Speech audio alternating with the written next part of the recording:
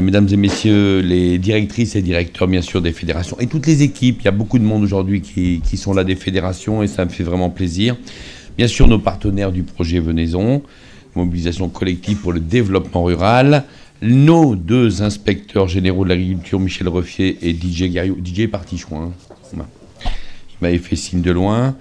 On a également, bien sûr, monsieur le directeur de la Fondation, cher Alban Loisy, mais il est toujours là, parce que lui, il est chez lui. Il est là, il est juste devant, cher Alban. Monsieur le président de l'Interprocha, Jean-Christophe, qui a tenu jusqu'au bout. Merci, Jean-Christophe, c'est très gentil d'être là. Monsieur le président de la FICT, bien sûr, Bernard Vallat, que tout le monde connaît, il est là-bas. On a eu aussi, bien sûr, le plaisir d'entendre, d'ailleurs, madame Mélanie Goulinet et monsieur Nicolas Olville, qui représentent la DGAL. Et également le président de la Fédération française de la boucherie, Laurent Calu, qui est très pris. Il a fait une manifestation devant l'Assemblée nationale à gérer aujourd'hui. C'est pas facile. On peut l'aider d'ailleurs, on connaît. Hein. Alors mes amis, promouvoir la venaison. Alors bien sûr aussi bonjour à tous les invités. Merci d'être venus et à tous nos amis qui sont présents. Promouvoir la venaison française pour la rendre plus accessible aux consommateurs français est mon objectif depuis mon élection à la tête de la FNC. On en a beaucoup parlé.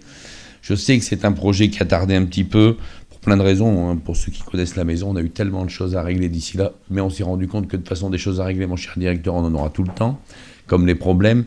Donc il était quand même temps qu'on donne un petit peu plus de punch à ce projet. Alors, bien sûr, parce que la question de la viande, vous le savez, de gibier intéresse bien au-delà des seuls chasseurs. En effet, cet aboutissement de l'acte de chasse doit être au cœur de notre stratégie de reconquête de l'opinion publique. Manger du gibier, c'est déjà faire un pas vers la chasse et les chasseurs. Déguster cette viande d'exception, c'est dans le fond déjà se rapprocher un peu de notre mode de vie rural. Je suis donc particulièrement fier de conclure cet atelier national de venaison qui s'inscrit dans le cadre du projet Mobilisation collective pour le développement rural, ce qu'on appelle depuis ce matin le MCDR.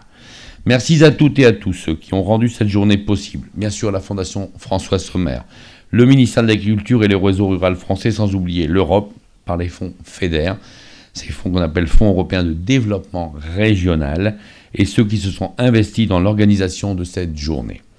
Merci aux deux auteurs que j'ai déjà cités, mais je le redis parce que c'est important le travail remarquable qu'ils ont fait, nos deux inspecteurs généraux de l'agriculture, Didier Garriot et Michel Reffier, d'avoir partagé avec nous leurs réflexions et surtout leurs propositions avec lesquelles nous sommes totalement en phase. Nous devons aller vers plus de professionnalisme tous ensemble, pour réussir à mieux valoriser ce patrimoine gastronomique qu'est la venaison.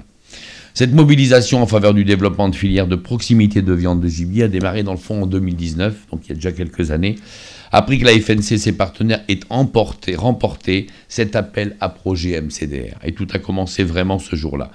La FNC n'est pas la seule dans cette aventure, elle regroupe bien sûr autour d'elle plusieurs partenaires nationaux, et je les cite, l'Office national des forêts, la Fédération des parcs naturels régionaux de France, le Centre national de la propriété forestière, le Conservatoire du littoral et la Chambre des métiers et de l'artisanat, bien sûr, les fédérations départementales des chasseurs. Je tiens à les remercier d'ailleurs très chaleureusement pour leur implication, on l'a vu dans les documents qui vous ont été présentés et bien sûr au cœur des tables rondes auxquelles vous avez participé.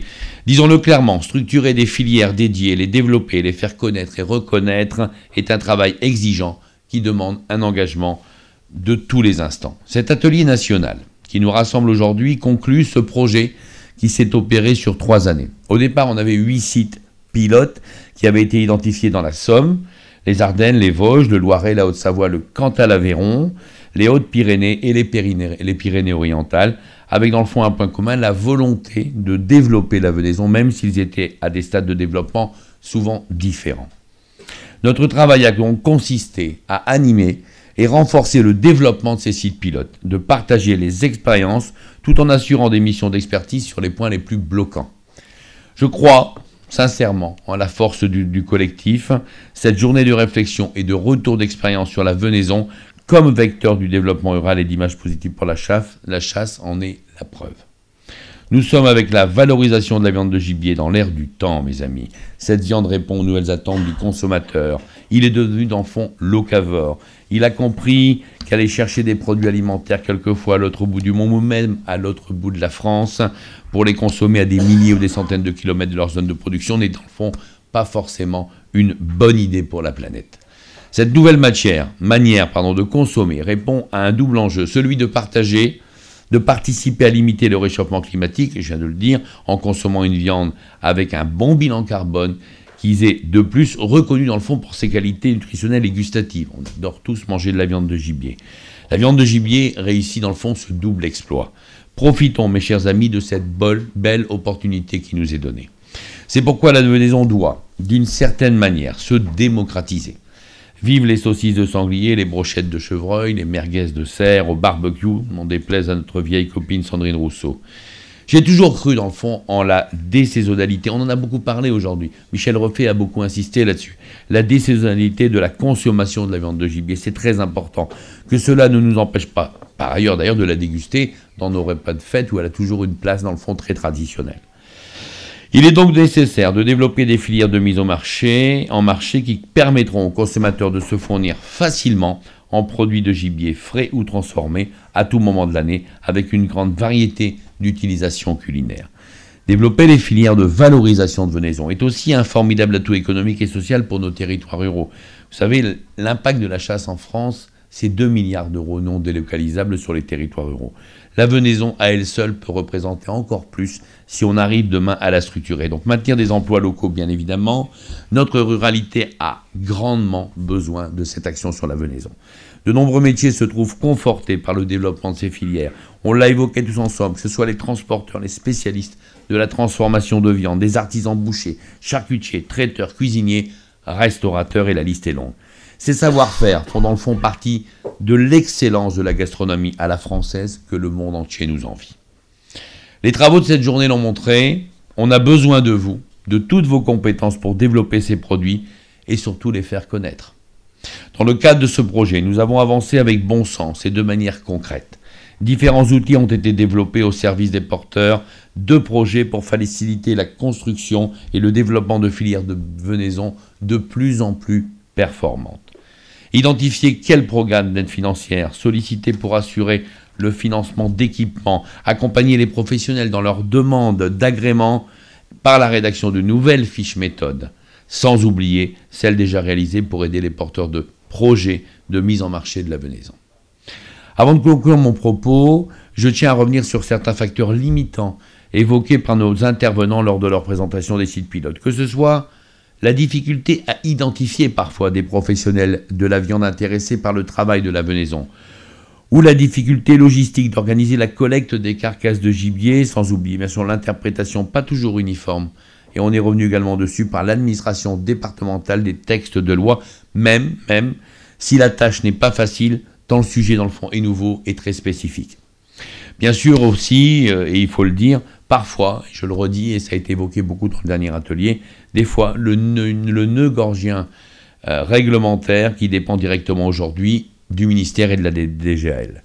Alors, mon cher président de la FICT, nous frapperons donc sur la table, mon cher Bernard, sans l'abîmer bien sûr, comme on a toujours fait avec délicatesse, mais en sachant très bien, et on le sait, que notre avenir dépend aujourd'hui directement de la volonté du ministère de l'Agriculture de faire avancer ou non ce dossier.